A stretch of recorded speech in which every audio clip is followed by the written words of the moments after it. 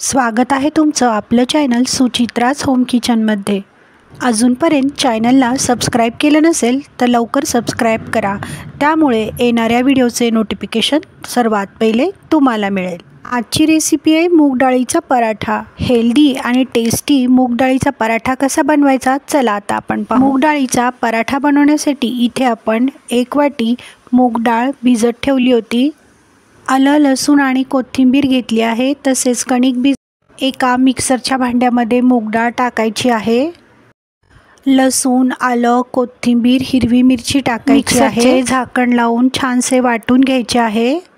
गॅसची flame on करून गॅसवर तवा ठेवला आहे। तव्यामध्ये 2 ते 3 चमचे तेल टाकायचे आहे। मिक्सरला वाटलेली मूग डाळ टाकायची आहे।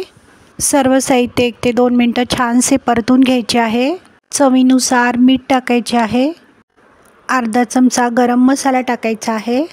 सर्व साहित्य छानसे परतून घ्यायचे आहे। हे तुम्ही पाहू शकता मूग डाळीचे पराठ्याचे सारण तयार आहे। इथे आपण गव्हाच्या कणकेमध्ये मूग डाळीचे सारण भरून घेणार आहोत।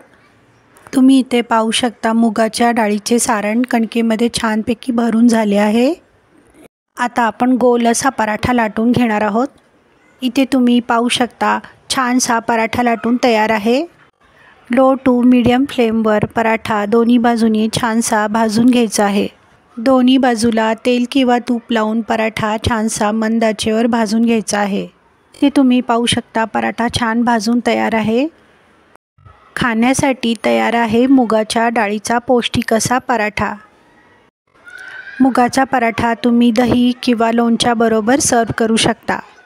व्हिडिओ आवडल्यास जास्तीत जास्त लोकांपर्यंत शेअर करा आणि कमेंट बॉक्समध्ये कमेंट करायला विसरू नका। वेळात वेळ काढून व्हिडिओ पाहिल्याबद्दल धन्यवाद।